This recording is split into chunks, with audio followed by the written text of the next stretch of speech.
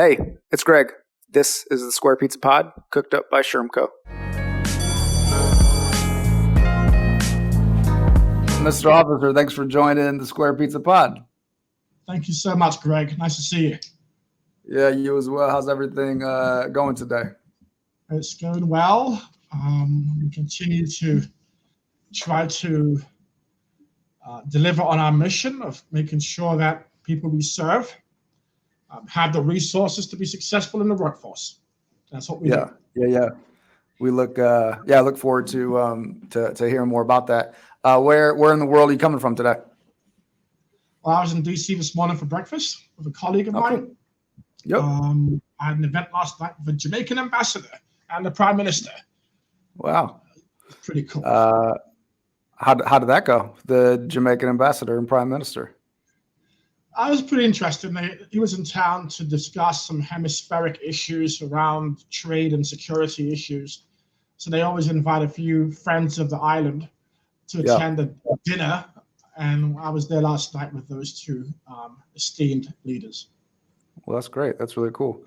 And I don't want to assume, but it sounds like you didn't grow up in Ohio where I grew up. So curious if you want to share kind of where you're from.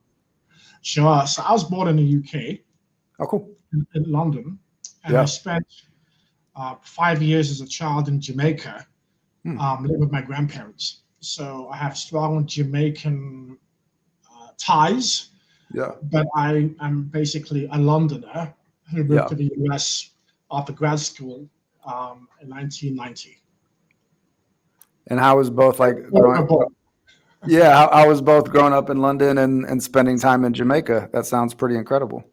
Yeah, well, Jamaica informed me of our common humanity because I was there at a time when they were literally a third world country with major disparities of income and wealth and poverty. So I lived at a time there when the island had yet to fully develop.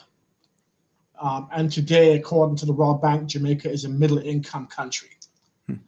I think Britain and my living there and being educated there taught me the importance of public service and collective responsibility, which is part and parcel embedded in the European political system. It informs how we think about healthcare, how we think about welfare, and how we think about ordinary citizens. So Britain, I think, infused in me a certain set of values around service, around how we care for others, and the role of government and the nonprofit community in working together to find common solutions for those in need. And I'd imagine in your current work, you've seen, I guess, maybe pros and cons. I don't want to assume, but of how government and nonprofit works in Europe compared to here in the States. Yeah, I think we are. This is to our credit. We have the most sophisticated nonprofit delivery vehicle in the world for addressing intractable issues. Because the presumption is that in this country is that government cannot do it alone. We need partners in the community, and therein lies the emergence of philanthropy and corporate sponsorships to help drive donations and resources into a system that provides care. The European model is ostensibly based around the actions of government. And civil society nonprofits take a less active role than they do in this country.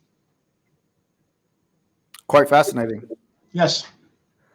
Let's formally introduce you before we go too far into that. And so, for the audience, so I'll read this for everybody. But Mr. Gary Officer, President and CEO of the Center for Workforce Inclusion, the largest and most experienced nonprofit dedicated exclusively to workplace inclusion and economic opportunity for low-income and older job seekers.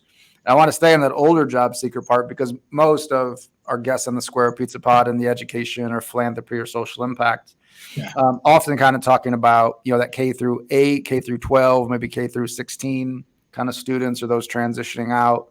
Yes. So really excited to have you to hear more about kind of your perspective as you guys are thinking about supporting older job seekers in the marketplace. So I guess with that intro, Mr. Officer, yeah, I would love to kind of hear more what a day in the life looks like outside of you having dinner with the Jamaican president and prime minister, unless that's a normal day, which is great. Well, thank you, Greg. First of all, we are pro workforce development, period, for every age group. We're not about pitching one age group over the next. What we focus on is older Americans for the very simple reason that older Americans are the most vulnerable in the US workforce. The long-term unemployment rate for an American who's 50 and over, the long-term unemployment rate is about 25%.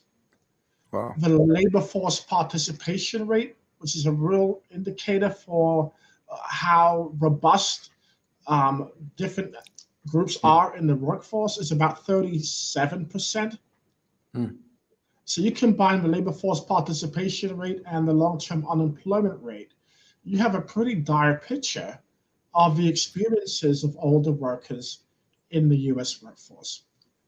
And if I may continue, there are two, I think, major implications of that. The first is that older workers by 2028, 2029, according to the US Committee on Aging, will become one of the largest single segment of the American workforce. And this is occurring at a time where we have a record number of jobs available, roughly about 9 to 10 million, and roughly 6 to 8 million job seekers. So the disconnect between job seekers and jobs available, the lack of opportunity and engagement for older workers is something we have to pay attention to. Yeah, that's really important, obviously. And I think a few clarifying questions for me and maybe the audience. How are we defining older workers? That's a good question, because for some older workers starts at 45, right? Okay. The mid-career types going through another sort of progression in their occupational journey. In some careers, and this is where gender plays a role, because age discrimination for women may start as early as 40, and for men as late as 50. So we're seeing some gender imbalances in how we determine what older is, partly based on what occupations people are engaged in, partly a product of perceptions about whether or not at a certain age, 45, 50, one is technologically proficient enough to function in a fast-paced and dynamic world where technology will drive our engagement in the workforce and how we relate to each other and how we perform on the job. And knowing more about you guys and your work, my understanding is there's a lot of programs you guys are standing up and operating to counterbalance some of that age or gender discrimination in the workplace. So I would love for you to share some of the specific programs you guys are running to support workers out there in the community.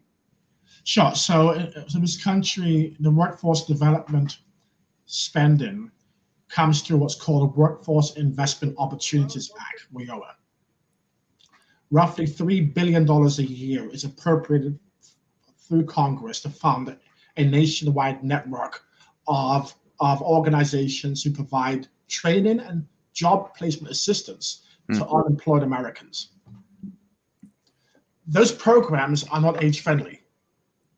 Those programs are not placing older workers or reaching out to them in ways that they do for younger workers. Those programs typically cherry pick the best among the younger workers and move them into occupations as they become available.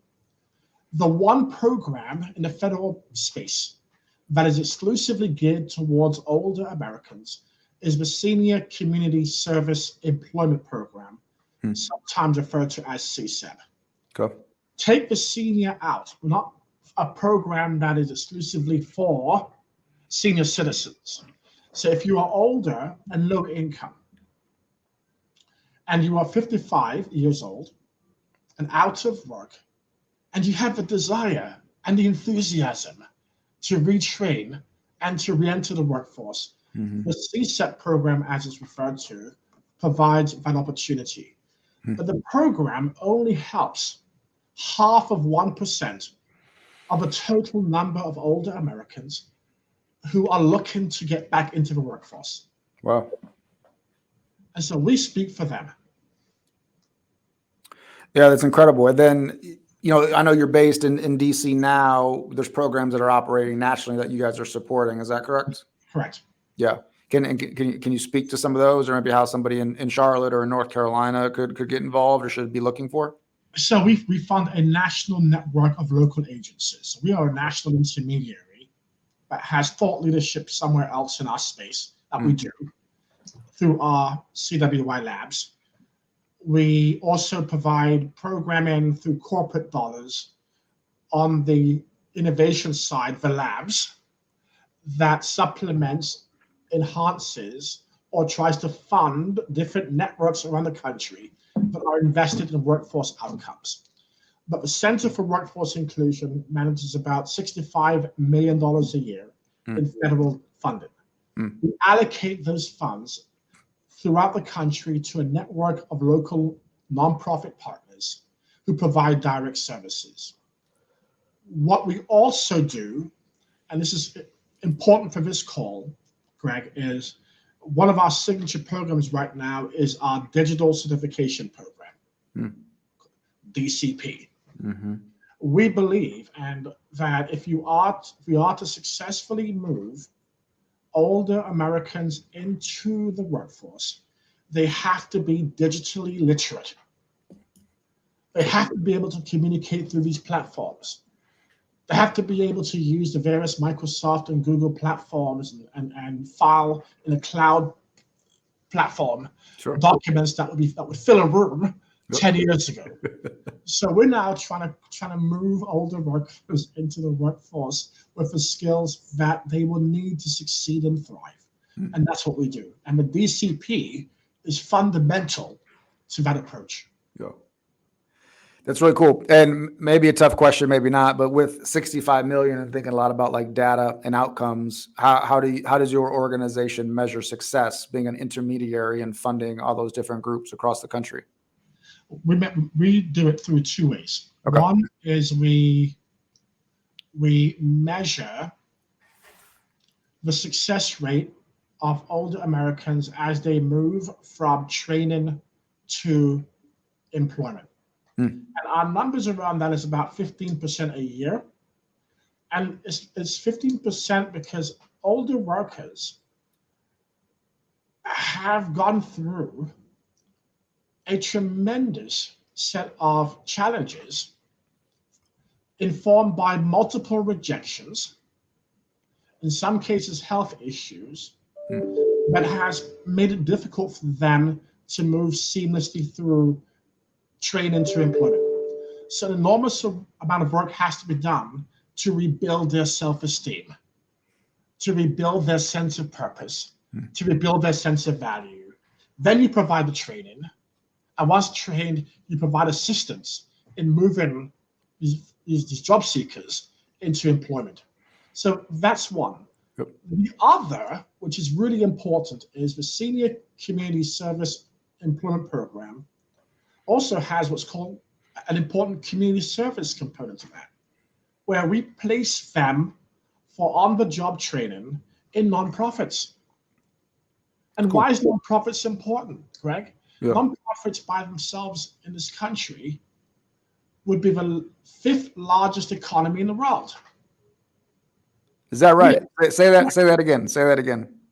Nonprofits by themselves as a sector in the United States, in the United States, would be the world's 5th or 6th largest economy.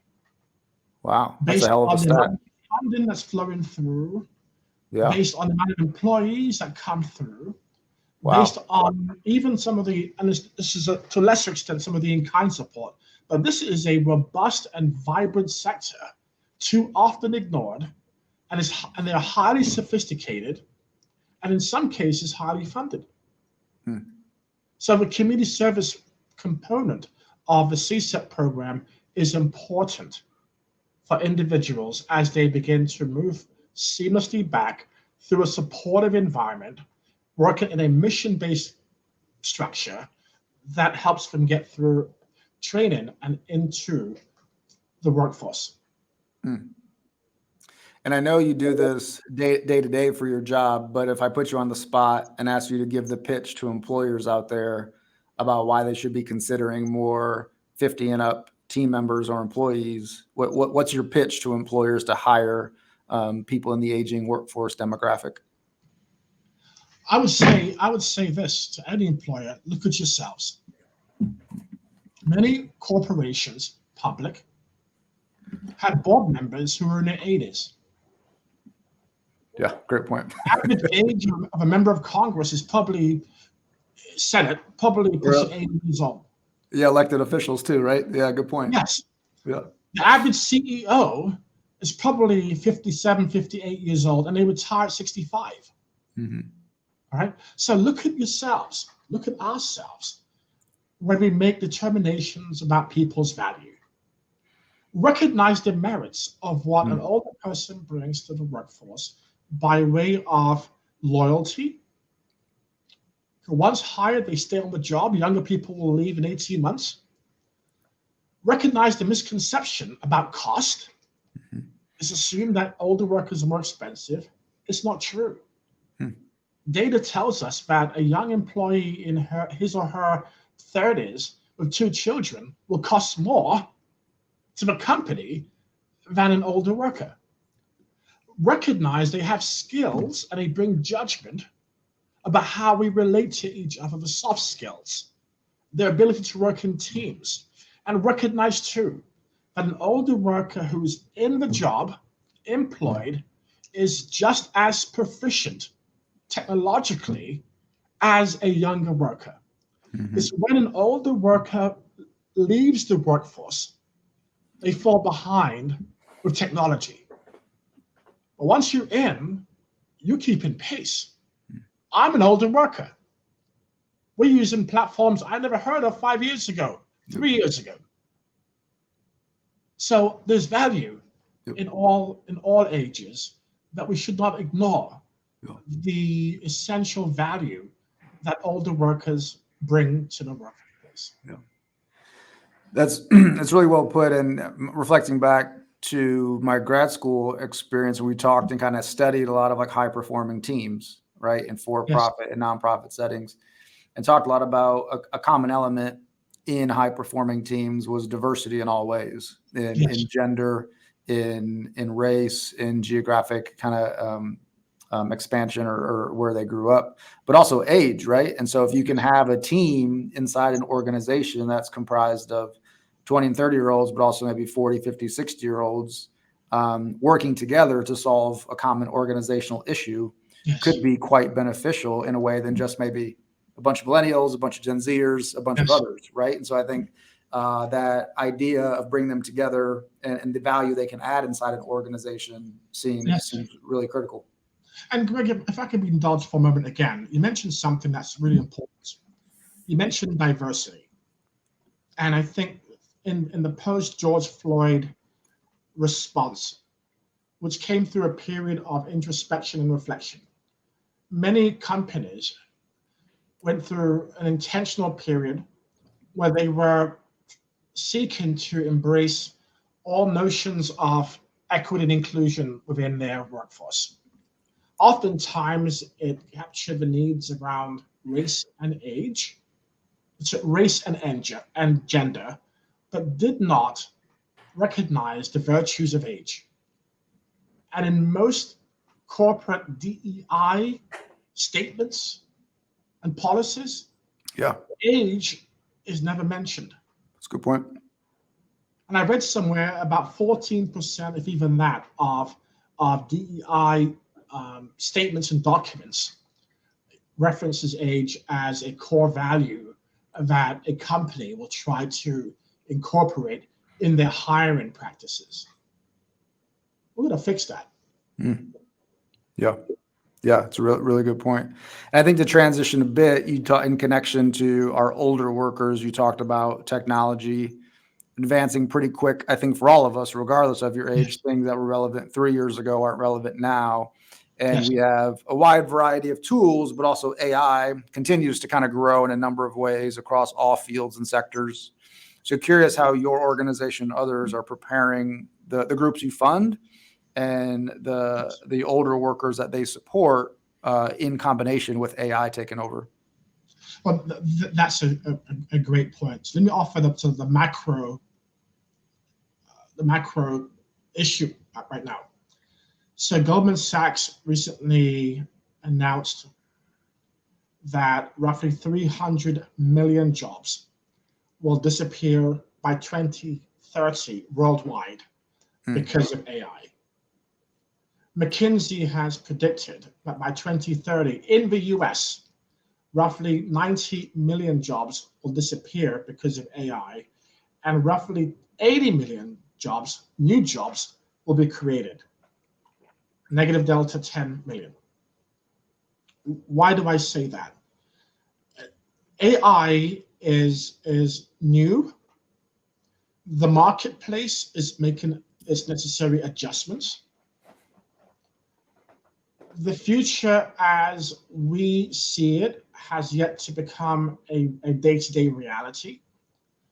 But providing the tools to job seekers and organizations we work with to become accustomed to the use of, train people around how to use the platform to do their jobs, that's something we're incorporating across all aspects of our job training and passing on the tools to our partner organizations to share with their job seekers. As an organization, we are still adapting to this. So where I see AI most prevalent is when we do proposals. In the whole philanthropy and grant making community, there's a whole new movement of how to use adaptive AI to inform your storytelling, right? We're seeing that in how we do research of our potential partners or collaborators and how we can find a nexus that will drive a common purpose that will inform our engagement.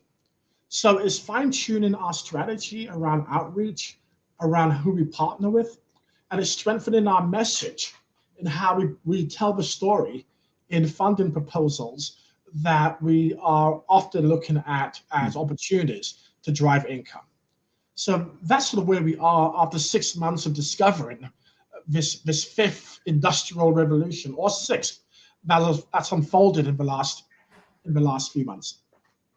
And I know you've seen a number of these tools in your world and those, through the proposals and other things. Are there any just tools, AI tools that you're hopeful about that are been interesting that you're studying? Just anything coming across your computer that is really surprising or interesting to you? Well, I'm long-winded, so forgive me. So about 9 months ago, a colleague of mine who came out of Google says, Gary, in the next week or so, there's a platform will be announced publicly that I'm aware of, and it's been used already, and it's called ChatGPT. So let me show you how to use it. Right? Let me take an article you've written. I'm going to put it in the box, and let's see what it comes up with. And she used different permutation of language, right? That changed the content in like 25 seconds. I could not believe it. So what we've seen, I think, is from an editing standpoint, it does about an 85% good job on how to fine-tune a messaging around something you've written. But of course, you're going to have the human involvement in fine-tuning that which the platform has created. So that's where I've seen it most, is where you've written articles or proposals, and you're looking for editing value, and where AI is necessarily capturing fully your voice. Yeah, it's been interesting to see how much ChatGPT has evolved over those past 9 months, even before as it's become more mainstream. What have you seen? Oh man, no, that's not fair. I get to ask you the question. I So tried. I can't. No, I'll do my best. I'm gonna blank on the names of the tools. I've seen some like Chat GPT offsuits where like you need to summarize a book pretty quickly or a 60-page research article into 4 or 5 bullets, and I've Yes. used a variety of those that have been really helpful. Yes. I think from Frank, like a podcast situation, I've been looking into some audio AI tools that can record my voice. And then Wow. I can say, hey, X platform, do a 12-minute podcast video on the difference between nonprofits in Europe or nonprofits in America.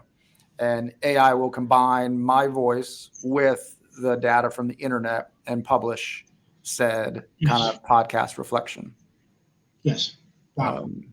Haven't introduced that into the world, but as we've tested it, in the lab and everything, both like impressive and scary at the same time. Yes.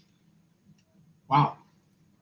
Yeah. No, we've seen it, and I think that it isn't just AI that we have to contend with. It's how technology has, in a profound way, transformed our workplace experience. Mm-hmm. I mentioned before COVID, I'd never used Teams. I'd never heard of Zoom. Mm-hmm. And these are now common platforms that has become part of our everyday vocabulary. Sure. I read an article recently that the Castle Key company have said that office use is down 30% of pre-COVID levels. Mm-hmm. Right. I've also seen articles that has commented that for every company, let's take a JP Morgan, that's ordering its workforce back into the office, 2 other companies are saying stay at home. Mm-hmm. So that shift is permanent. Yep. So now we're changing how we relate to each other on an interpersonal basis. And now we're speaking to how technology is changing how we do our jobs. So we're going through a period of transformational change. We're saying that change has to be age friendly. And we have to recognize that older workers bring unique value that we don't want to see lost or missed as we embark into this new age of post-industrial technology movements. Yep. We have to get people involved. Yep. Yeah, and both, like, to your point, the inside a group like JP Morgan, the type of job may dedicate or be better aligned in person in the office than at home, and or to your point, this sort of job, as well as like the age, right? Don't want to assume, but my experience tells me maybe some older workers would prefer to come in person more days than maybe my younger counterparts, or perhaps vice versa. But figuring out the environment in which both of those sets of populations can work together for the greater good could have some really promising outcomes. And another thing too, I think, back to AI, I think another big issue we have to confront is the workforce development system has to better understand these AI tools. Yeah. And then provide the training to job seekers around how to use those tools to be successful in the workforce. Certainly.